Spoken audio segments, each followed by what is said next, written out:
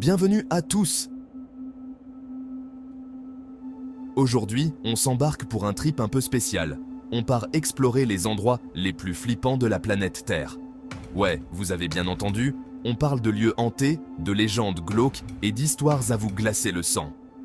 Alors préparez-vous psychologiquement, parce qu'on va plonger dans le noir, là où les ombres dansent et où les bruits étranges vous donnent la chair de poule. On va traverser les continents, des châteaux en ruine aux forêts lugubres, pour découvrir ce qui se cache derrière les rumeurs et les mythes. Accrochez-vous bien à vos sièges, et surtout, gardez un œil sur votre dos. On ne sait jamais qui ou quoi pourrait nous observer. C'est parti! Premier arrêt sur notre carte de l'angoisse, la Roumanie, pays des vampires et des légendes gothiques. Niché au sommet d'une falaise, le château de Bran se dresse, imposant et mystérieux. Vous l'avez peut-être deviné, c'est l'inspiration principale pour le château de Dracula, le plus célèbre des buveurs de sang. Imaginez des couloirs sombres et sinueux, des escaliers qui grincent, des portraits aux yeux qui vous suivent du regard. On raconte que l'esprit de Vlad l'Empaleur, le personnage historique qui a inspiré Bram Stoker pour Dracula, hante encore les lieux. On parle de bruits de pas dans la nuit, de portes qui claquent toutes seules et même d'apparitions fantomatiques.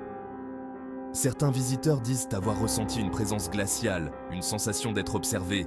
D'autres ont entendu des murmures dans des langues inconnues. Vrai ou faux? Difficile à dire, mais une chose est sûre, l'atmosphère pesante du château de Bran vous donne des frissons dans le dos, même en plein jour. Alors, qui oserait passer une nuit dans ce château? Pas moi en tout cas, je préfère dormir avec une veilleuse. Rendez-vous au prochain épisode pour une nouvelle dose de frissons. Accrochez-vous, on change complètement d'ambiance pour notre deuxième destination, l'île des Poupées, au Mexique. Ce lieu mystérieux et effrayant est situé dans les canaux de Xochimilco, non loin de Mexico. C'est un endroit qui attire les curieux et les amateurs de sensations fortes du monde entier. Oubliez les vampires. Ici, c'est une autre forme d'horreur qui vous attend. L'île des Poupées est un lieu où l'angoisse et la peur prennent une forme tangible, incarnée par des centaines de poupées, au visage déformé et au corps mutilé. Imaginez une île sur laquelle des centaines, voire des milliers de poupées mutilées, décapitées, couvertes de toiles d'araignées, pendent aux arbres, aux murs, aux fenêtres. Effrayant, non? Ces poupées, avec leurs yeux vides et leurs membres cassés, semblent vous observer, vous jugeant silencieusement. L'histoire raconte qu'un homme, Don Julian Santana, a trouvé le corps d'une petite fille noyée sur les rives de l'île. Profondément marqué par cette découverte tragique, il a décidé de transformer l'île en un mémorial pour l'enfant décédé. Hanté par sa mort, il aurait commencé à accrocher des poupées qu'il trouvait pour apaiser son esprit. Chaque poupée accrochée était censée éloigner les mauvais esprits et apaiser l'âme de la fillette. Avec le temps, la collection de poupées est devenue de plus en plus grande, transformant l'île en un véritable musée de l'horreur. Au fil des années, l'île est devenue un sanctuaire macabre, un hommage terrifiant à la fillette décédée. Les poupées, exposées aux éléments, se sont détériorées, ajoutant à l'atmosphère sinistre du lieu. Les visiteurs sont souvent frappés par le contraste entre la beauté naturelle de l'île et l'horreur des poupées suspendues.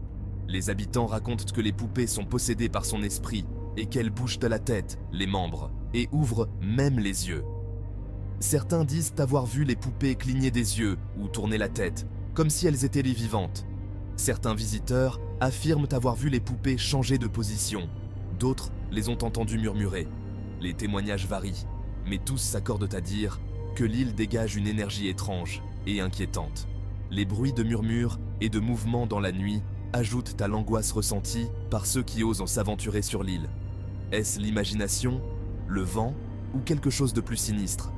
Les visiteurs se posent souvent cette question en entendant les murmures et les bruits étranges qui semblent provenir des poupées elles-mêmes. Le vent qui souffle à travers les arbres et les poupées ajoute une dimension supplémentaire à l'atmosphère déjà oppressante. Une chose est sûre, l'île des Poupées est un endroit unique au monde, un lieu chargé d'une énergie étrange et dérangeante qui ne vous laissera pas indifférent. Que vous soyez sceptique ou croyant, l'expérience de visiter cette île restera gravée dans votre mémoire. Préparez-vous, on continue notre exploration dans le prochain chapitre avec une destination encore plus terrifiante. Restez avec nous pour découvrir d'autres lieux où le cauchemar et la réalité se confondent. On se retrouve au Japon, dans un lieu enveloppé d'une tristesse et d'un mystère profond, la forêt de Aokigahara. également connue sous le nom de la mer d'arbres. Cette forêt, située à la base du mont Fuji, est un endroit où la nature semble dominer tout, créant une atmosphère à la fois magnifique et inquiétante. Imaginez un endroit où la végétation est si dense que la lumière du soleil a du mal à percer, où le silence règne en maître, seulement troublé par le bruit du vent dans les arbres. Les arbres, vieux de plusieurs siècles, se dressent comme des gardiens silencieux, leurs branches entrelacées formant un toit impénétrable. Malheureusement, Aokigahara est tristement célèbre pour être un lieu de suicide. Des panneaux d'avertissement sont disséminés à travers la forêt, exhortant les visiteurs à reconsidérer leurs actions et à chercher de l'aide. Ces signes sont des rappels poignants de la douleur et du désespoir qui ont conduit tant de personnes ici. De nombreuses personnes viennent s'y perdre pour mettre fin à leur jour, ce qui a contribué à créer une atmosphère lourde et pesante. Les sentiers, bien que balisés, semblent mener à des endroits sans retour, ajoutant à la sensation de désorientation et de solitude. Les légendes locales racontent que les esprits des défunts errent dans la forêt, incapables de trouver le repos. Ces histoires de fantômes et d'apparitions ajoutent une couche supplémentaire de mystère et de terreur à ce lieu déjà chargé d'émotions. On dit qu'ils attirent les visiteurs dans les profondeurs de la forêt pour ne plus jamais les laisser repartir. Les chemins sinueux et les sentiers obscurs semblent se transformer en labyrinthes, où chaque pas peut vous mener plus loin dans l'inconnu.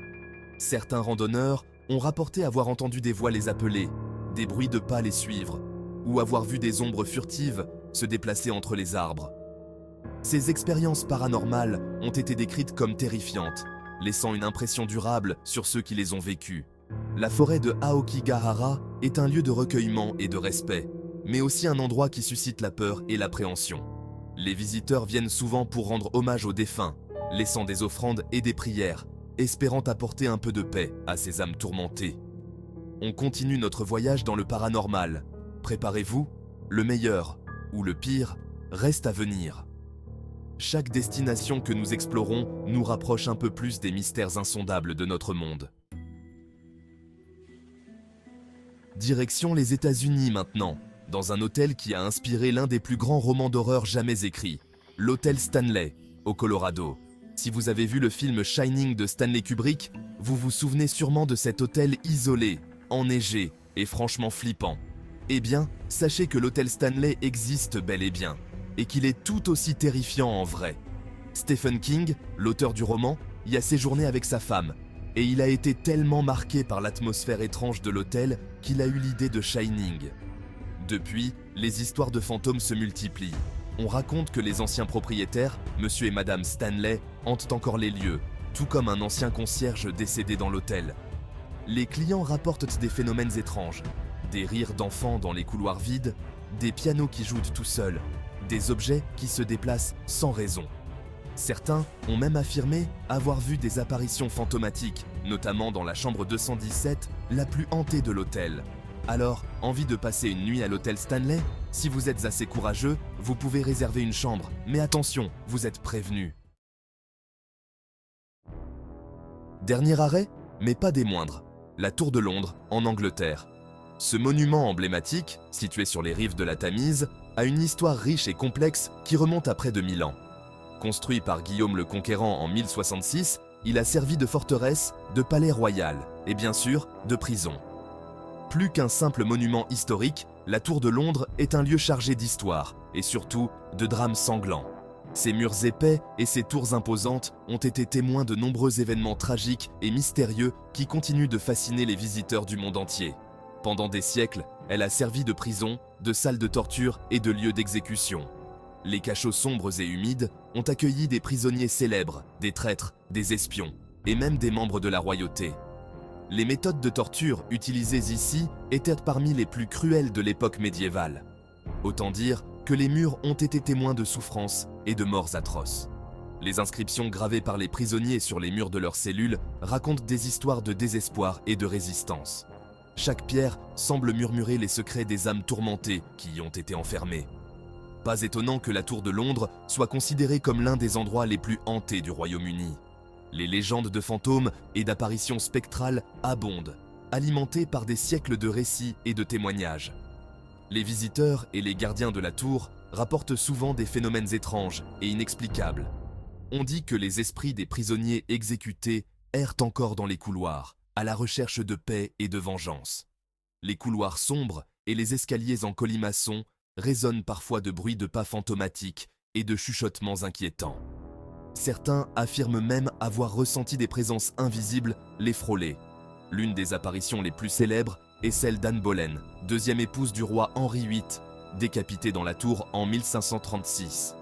Anne Boleyn, accusée de trahison, d'adultère et d'inceste, a été exécutée dans la cour de la tour. Son esprit tourmenté est souvent aperçu errant dans les couloirs, cherchant justice pour les torts qu'elle a subis. On raconte qu'elle apparaît chaque année, le jour anniversaire de sa mort, portant sa tête sous le bras. Cette vision macabre est l'une des plus célèbres et des plus effrayantes de la tour. Les témoins décrivent une silhouette élégante et triste, vêtue de blanc, qui disparaît soudainement dans les ombres. D'autres fantômes auraient été aperçus, comme celui de Lady Jane Grey, reine d'Angleterre pendant 9 jours, avant d'être emprisonnée et exécutée à la tour. Son esprit est souvent vu dans la tour blanche, où elle aurait passé ses derniers jours, le visage empreint de tristesse et de résignation, ou encore celui des 2 jeunes princes, enfermés et assassinés dans la tour au XVe siècle. Les princes Édouard V et Richard de Shrewsbury, âgés de 12 et 9 ans, ont disparu mystérieusement, et leurs esprits sont parfois aperçus jouant dans les couloirs, leurs rires enfantins résonnant dans l'air froid. La tour de Londres est un lieu fascinant, mais aussi glaçant. Chaque pierre, chaque recoin semble imprégné des histoires de ceux qui y ont souffert et péri.